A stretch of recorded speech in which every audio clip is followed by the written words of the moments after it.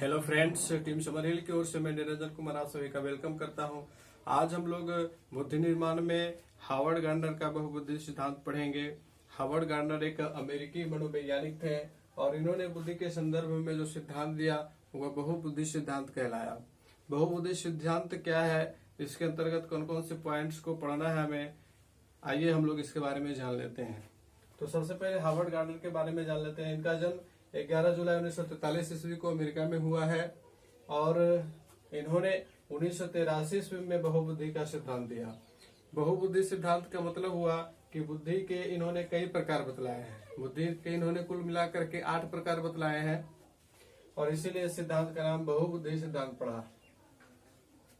इस सिद्धांत के अंतर्गत उन्होंने 3 कारकों पर बल दिया। सबसे पहला कारक था कि बुद्धि का स्वरूप एकाकी ना होकर बहुकारकीय होता है, अर्थात प्रत्येक व्यक्ति की बुद्धि जो है वो एक दूसरे से अलग अलग होती है, उनमें कोई भी समानता नहीं होती, बल्कि सभी व्यक्ति में अलग अलग बुद्धि का महत्व होता है और सब में अलग अलग प्रकार की बुद्धि पाई जाती है।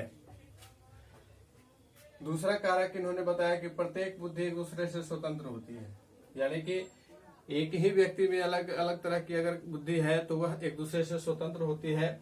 बुद्धि के विभिन्न प्रकारों में एक दूसरे के साथ अंतर क्रिया करने की प्रवृत्ति पाई जाती है। बुद्धि के जो विभिन्न प्रकार होते हैं, डिफरेंट टाइप्स ऑफ इंटेलिजेंस होते हैं, उनमें अंतर क्रिया करने की प्रवृत्ति पाई जाती है। तीसरा जो पॉइंट है कि प्रत्येक व्यक्ति में विलक्षण योग्यता होती है। विलक्षण योग्यता कहने का मतलब क्या हुआ कि वैसी कोई खास योग्यता होती है, कोई स्पेसिफाइड इंटेलिजेंस होता है, टैलेंट होता है जो अन्य व्यक्तियों में नहीं पाया जाता है। यह प्रत्येक व्यक्ति में अलग अलग होता है। तो ये 3 कारक उन्होंने बतलाए और उन्होंने बुद्धि के 8 प्रकार बतलाए। हार्वर्ड गार्डनर ने बुद्धि के 8 प्रकार बतलाए। कौन कौन से बुद्धि है तो इसको हम लोग जान लेते हैं। पहला है भाषाई बुद्धि। भाषाई बुद्धि कहने का मतलब क्या हुआ कि प्रत्येक व्यक्ति में भाषा सीखने की क्षमता होती है। ऐसा नहीं है कि जो विद्यालय जाता है केवल वही भाषा सीखता है। हर व्यक्ति जो कहीं भी रहता है, किसी भी परिवेश में रहता है, तो वह जिस परिवेश में रहता है और वहां जिस भाषा को बोला जाता है वह व्यक्ति उस भाषा को ऑटोमेटिकली सीख लेता है। तो उन्होंने पहला जो बुद्धि का प्रकार बताया भाषाई बुद्धि, लिंग्विस्टिक, यह प्रत्येक व्यक्ति में होता है। दूसरा इन्होंने बतलाया कि तार्किक गणितीय बुद्धि, लॉजिकल मैथमेटिकल इंटेलिजेंस इसको कहते हैं। लॉजिकल मैथमेटिकल इंटेलिजेंस का मतलब क्या हुआ कि प्रत्येक व्यक्ति में तर्क करने की क्षमता होती है, प्रत्येक व्यक्ति में गणितीय क्षमता होती है।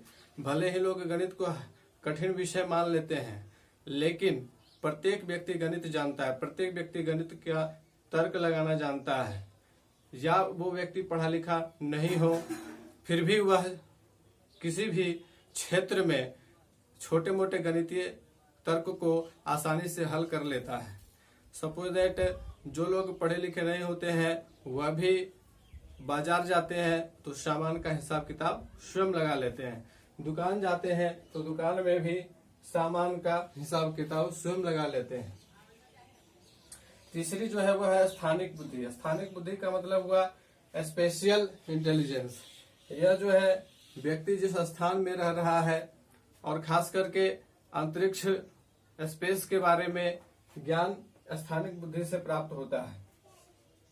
और यह स्थानिक बुद्धि जो है वह व्यक्ति के स्थान स्थान पर भी निर्भर करता है। जैसे कोई व्यक्ति पर्वतीय क्षेत्र में रहता है, कोई व्यक्ति विषुवतीय क्षेत्र में रहता है, कोई व्यक्ति मैदानी क्षेत्र में रहता है, तो अलग अलग स्थानों पर रहने वाले व्यक्ति के अंदर जो है वहां की स्थानिक बुद्धि उसी के अनुरूप होती है, या इसको इस प्रकार से कहें कि वातावरण के अनुसार अनुकूलित हो जाती है बुद्धि भी।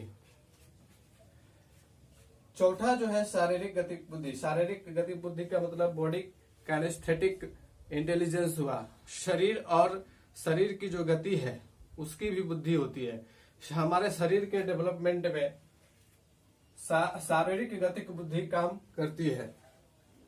जहां हमारा शरीर किस प्रकार से गति करना चाहिए, किस प्रकार से रिएक्ट करना चाहिए, यह भी एक प्रकार की बुद्धि है। मान लीजिए कि अचानक से कोई वस्तु उड़ती हुई आपकी आंखों के पास चली आती है तो आपके आंख की पलकें पहले बंद हो जाते हैं और आपका हाथ जो है वो प्रतिरक्षा के लिए आगे आ जाता है। तो यह कैसे हो पाता है? क्योंकि हमारे दिमाग में शारीरिक गतिविधि मौजूद है जो हमारे शरीर को हमेशा बचाए रखने के लिए कार्य करते रहती है। यदि कहीं फिसलन वाले रास्ते पे आप जा रहे हो और अचानक से आपका पैर फिसलता है तो आपका दिमाग आपके शरीर को पूरी तरह से कंट्रोल की कोशिश करता है, कंट्रोल करने की कोशिश करता है, भले ही कभी कभी वो असफल हो जाता है और आप गिर पड़ते हो, लेकिन हमारे दिमाग की यह बुद्धि हमेशा काम करती रहती है और हमारे शरीर को हमेशा बैलेंस में बनाए रखती है। चौथा है सांगीतिक बुद्धि, म्यूजिकल इंटेलिजेंस इसको कहते हैं। सांगीतिक बुद्धि का तात्पर्य हुआ कि प्रत्येक व्यक्ति में संगीत की योग्यता होती है, या वो संगीत सुनना पसंद करता है या संगीत सीखना पसंद करता है, या फिर उसे संगीत की ऑटोमेटिक वो कहते हैं ना कि स्वाभाविक ज्ञान उसे मिल जाता है और वह कहीं भी कोई भी गाना जो है, कोई भी गीत गुनगुना सकता है। तो कुछ ऐसे इंटेलिजेंस होती है मनुष्य में, उसको सांगीतिक बुद्धि हार्वर्ड गार्डनर ने कहा। इसको आप विद्यालय में भी अनुपालन कर सकते हैं। विद्यालय में अगर 30 बच्चे हैं, 30 में से 5 बच्चे आप देखोगे कि बहुत अच्छा गा लेते हैं, उन्होंने किसी प्रकार की कहीं शिक्षा नहीं ली संगीत की, लेकिन वो गा लेते हैं।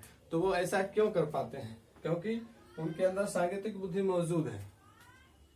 कोई जरूरी नहीं कि सभी व्यक्ति में एक समान हो, प्रत्येक व्यक्ति में अलग अलग तरह का होता है। और चूंकि इन्होंने पहले ही कहा कि प्रत्येक बुद्धि एक दूसरे से स्वतंत्र होती है और साथ ही साथ एक दूसरे से भिन्न होती है, तो प्रत्येक व्यक्ति में ही जहाँ भिन्नता है तो ये तो फिर इंटरपर्सनल हो गया, अलग अलग व्यक्तियों की बात हो गई। तो सांगीतिक बुद्धि सभी में एक प्रकार की नहीं होती है, लेकिन होती सब में है।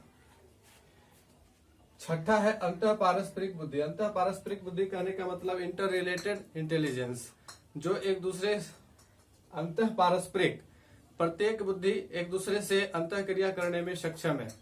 आप किसी भी परिस्थिति में अपने अलग अलग बुद्धि को एक तरह से अंतः क्रिया करा सकते हो और एक बेहतर परिणाम के लिए प्रयास कर सकते हो। सातवां है अंतः वैयक्तिक बुद्धि। अंतः वैयक्तिक बुद्धि कहने का मतलब इंटरपर्सनल इंटेलिजेंस। इंटरपर्सनल कहने का क्या मतलब हुआ? अंतः वैयक्तिक यानी कि यह प्रत्येक व्यक्ति में अलग अलग क्षमता को ला करके दर्शाती है। अलग अलग इन्होंने क्या कहा तीसरे कारक में कि प्रत्येक व्यक्ति में विलक्षण योग्यता होती है। तो यह विलक्षण योग्यता जो है अंतः वैयक्तिक बुद्धि के कारण ही होती है। यह प्रत्येक व्यक्ति के अंदर मौजूद होती है और यह उस व्यक्ति को विलक्षण बनाती है। आठवां है नैसर्गिक बुद्धि। नैसर्गिक बुद्धि कहने का मतलब नेचुरल इंटेलिजेंस। नेचुरल इंटेलिजेंस प्रत्येक व्यक्ति में होता है और यह नेचर से संबंधित होता है। नेचर कहने का मतलब प्रकृति।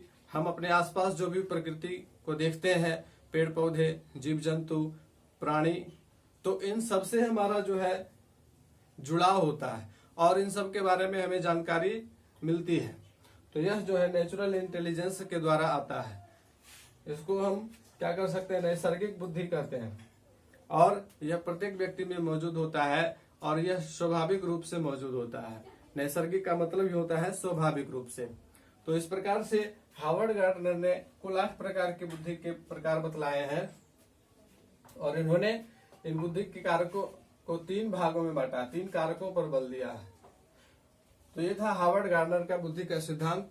उम्मीद है कि आप लोगों को इसमें जो बुद्धि के सिद्धांत बतलाए गए हार्वर्ड गार्डनर के द्वारा वो समझ में आ गए होंगे। तो फिर मिलते हैं अगले वीडियो में, तब तक के लिए धन्यवाद।